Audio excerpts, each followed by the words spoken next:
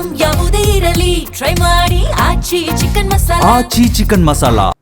RSS ಹಾಗೂ ಸಂಘದ ಕಾರ್ಯಕರ್ತರ ವಿರುದ್ಧ ಟ್ವೀಟ್ ಮಾಡಿದ ಸಚಿವ ಪ್ರಿಯಾಂಕ್ ಖರ್ಗೆ ಹಾಗೂ ಮೊಹಮ್ಮದ್ ಹ್ಯಾರಿಸ್ ನಲ್ಪಾಡ್ಗೆ ಸಂಕಷ್ಟ ಶುರುವಾಗಿದೆ. ಕೋರ್ಟ್ ಸಮನ್ಸ್ ಜಾರಿ ಮಾಡಿದೆ.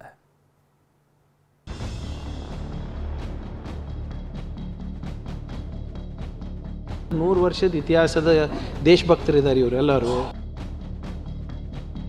ಬಿಜೆಪಿನಲ್ಲಿ ದಲಿತರು ಆಳು ಮಕ್ಕಳಾಗಿ ಸಾಕ್ತಾ ಇದ್ದಾರೆ. ಇಡೀ ಕರ್ನಾಟಕದ ಜಿಲ್ಲೆಗಳಲ್ಲಿ ಚಡ್ಡಿಗಳನ್ನ ಸುಡ್ತೀವಿ ನಾವು. ಎಷ್ಟು ಆಗುತ್ತೆ ನೀವು ಅಷ್ಟು ಜನನ್ನ ಅರೆಸ್ಟ್ ಮಾಡಿ.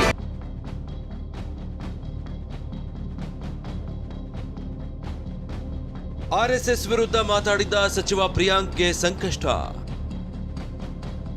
ಮೊಹಮ್ಮದ್ ನಲ್ಪಾಡ್ಗೂ ಕೋರ್ಟ್ನಿಂದ ಸಮನ್ಸ್. ಆರ್ಎಸ್ಎಸ್ ಅಂದ್ರೆ ಸಾಕು, ಗೃಹ ಸಚಿವ ಪ್ರಿಯಾಂಕ್ ಖರ್ಗೆ ಉರಿದುರಿದು ಬೀಳ್ತಾರೆ. ನಿರಂತರ ವಾಗ್ದಾಳಿ ನಡೆಸಿಕೊಂಡೇ ಬಂದಿದ್ದಾರೆ. ಹಣದ ಮೂಲ, ನೋಂದಣಿ, ಹೀಗೆ ಒಂದಲ್ಲ ಒಂದು ರೀತಿ ಆರ್ಎಸ್ಎಸ್ ಟಾರ್ಗೆಟ್ ಮಾಡಿ ಮಾತನಾಡಿದ್ದಾರೆ. ಹೀಗಾಗಿ ಸಚಿವ ಪ್ರಿಯಾಂಕ್ ಖರ್ಗೆ ವಿರುದ್ಧ ಆರ್ಎಸ್ಎಸ್ ಕಾರ್ಯಕರ್ತರೊಬ್ಬರು ಕೋರ್ಟ್ ಮೊರೆ ಹೋಗಿದ್ದಾರೆ. 2025 ಅಕ್ಟೋಬರ್ 13, 14ರಂದು ಸರಣಿ ಟ್ವೀಟ್ ಮಾಡಿದ್ದ ಪ್ರಿಯಾಂಕ್ ಖರ್ಗೆ ಆರ್ಎಸ್ಎಸ್ ವಿರುದ್ಧ ಕೆಲ ಆರೋಪ ಮಾಡಿ ಆರ್ಎಸ್ಎಸ್ ಕಾರ್ಯಕರ್ತರ ಸ್ನೇಹ ಮಾಡದಂತೆ ಟ್ವೀಟ್ ಮಾಡಿದ್ರು. ಇದೇ ಟ್ವೀಟ್ ಬಗ್ಗೆ ಆಕ್ಷೇಪಣೆ ಎತ್ತಿದ್ದಾರೆ.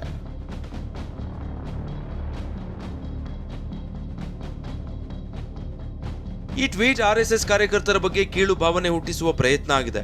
ಸಮಾಜದಲ್ಲಿ ಆರ್ಎಸ್ಎಸ್ ಘನತೆ, ಗೌರವ ಕುಗ್ಗಿಸುವ, ಅವಹೇಳನಕಾರಿ, ಬೆದರಿಕೆ ಒಡ್ಡುವ ಹೇಳಿಕೆಯಾಗಿದೆ ಎಂದು ಬೆಂಗಳೂರಿನ ಸಿದ್ದಾಪುರದ ಆರ್ಎಸ್ಎಸ್ ಕಾರ್ಯಕರ್ತ ಎ ತೇಜಸ್ ಖಾಸಗಿ ದೂರು ದಾಖಲಿಸಿದ್ರು. ಇದಲ್ಲದೆ ಮೊಹಮ್ಮದ್ ಹ್ಯಾರಿಸ್ ನಲ್ಪಾಡ್ ಕೂಡ ಯೂಟ್ಯೂಬ್ ಚಾನೆಲ್ನಲ್ಲಿ ಆರ್ಎಸ್ಎಸ್ ಚಡ್ಡಿಯ ಬಗ್ಗೆ ಕೀಳು ಮಾತನಾಡಿದ್ದಾರೆಂದು ಖಾಸಗಿ ದೂರು ದಾಖಲಿಸಿದ್ರು.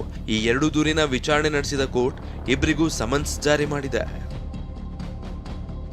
ತೇಜಸ್ ಅವರ ಖಾಸಗಿ ದೂರಿನ ವಿಚಾರಣೆಯನ್ನ ಬೆಂಗಳೂರಿನ 42ನೇ ಎಸಿಜೆಎಂ ಕೋರ್ಟ್ ನಡೆಸಿದೆ. ದೂರಿನ ಕಾಗ್ನಿಜೆನ್ಸ್ ಪಡೆದ judge Sandeep Patil criminal case ಆಗಿ ಪರಿವರ್ತಿಸಿದ್ದಾರೆ. ಜುಲೈ 27ರಂದು ಖುದ್ದಾಗಿ ಹಾಜರಾಗುವಂತೆ ಪ್ರಿಯಾಂಕ್ ಖರ್ಗೆ ಮತ್ತು ಮೊಹಮ್ಮದ್ ನಲ್ಪಾಡ್ಗೆ ಸಮನ್ಸ್ ಜಾರಿಗೊಳಿಸಿದ್ದಾರೆ. ಸುಳ್ಳು, ಮಾನಹಾನಿಕರ ಹೇಳಿಕೆ ನೀಡುವುದು ಬಿಎನ್ಎಸ್ ಸೆಕ್ಷನ್ 356ರ ಅಡಿ ಅಪರಾಧ ಆಗಿದೆ. ಈ ಸೆಕ್ಷನ್ನ ಅಡಿ ಆರೋಪ ಸಾಬೀತಾದರೆ 2 ವರ್ಷಗಳವರೆಗೆ ಶಿಕ್ಷೆ ವಿಧಿಸಬಹುದಾಗಿದೆ.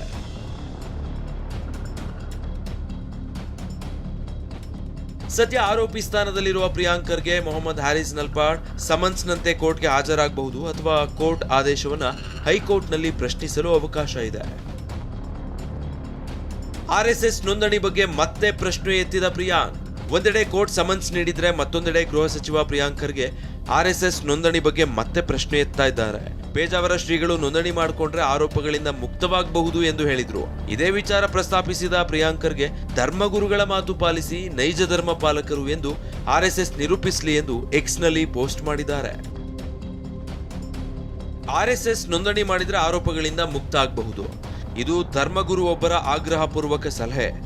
ಕಾನೂನು, ಸಂವಿಧಾನದ ಮಾತು ಕೇಳದ ಆರ್ಎಸ್ಎಸ್ ಧರ್ಮಗುರುಗಳ ಮಾತನ್ನಾದರೂ ಗೌರವಿಸಿ ನೋಂದಣಿ ಮಾಡಿಕೊಳ್ಳಿ. ಧರ್ಮಗುರುಗಳ ಮಾತು ಪಾಲಿಸುವ ಮೂಲಕ ಆರ್ಎಸ್ಎಸ್ನವರು ನೈಜ ಧರ್ಮಪಾಲಕರು ಅನ್ನೋದನ್ನು ನಿರೂಪಿಸಲಿ. ದೇಶದ ಕಾನೂನು ಪಾಲಿಸದೆ ತಮ್ಮ ದೇಶಭಕ್ತಿ ನಕಲಿತನದಿಂದ ಕೂಡಿದ್ದು ಅನ್ನಿಸ್ಕೊಂಡಿದೆ. ಧರ್ಮದ ವಿಚಾರದಲ್ಲೂ ಪ್ರಾಮಾಣಿಕತೆ ಇಲ್ಲದೆ ಡೋಂಗಿ ಧರ್ಮ ರಕ್ಷಕರಾಗಿದ್ದಾರೆ. ದೇಶಕ್ಕೂ ನಿಷ್ಠರಲ್ಲ, ಧರ್ಮಕ್ಕೂ ನಿಷ್ಠರಲ್ಲ ಎನ್ನುವ ಕಳಂಕದಿಂದ ಹೊರಬರಲು ನೋಂದಣಿಯೊಂದೇ ಪರಿಹಾರ. ಆರ್ಎಸ್ಎಸ್ ಬಗ್ಗೆ ಹೀಗೆ ನಿರಂತರವಾಗಿ ಪ್ರಶ್ನೆ ಕೇಳ್ತಾ ಇರುವ ಗೃಹ ಸಚಿವ ಪ್ರಿಯಾಂಕ್ ಖರ್ಗೆಗೆ ಈಗ ಕೋರ್ಟ್ ಸಮನ್ಸ್ ಕೂಡ ಎದುರಾಗಿದೆ. ಹೀಗಾಗಿ ಆರ್ಎಸ್ಎಸ್ಗೆ ಪ್ರಶ್ನೆ ಕೇಳಿದ್ದ ಸಚಿವರೇ ಈಗ ಕೋರ್ಟ್ ಸಮನ್ಸ್ಗೆ ಉತ್ತರಿಸಬೇಕಿದೆ. ರಮೇಶ್ ಜೊತೆ ಈರಣ್ಣ, TV9 ಬೆಂಗಳೂರು.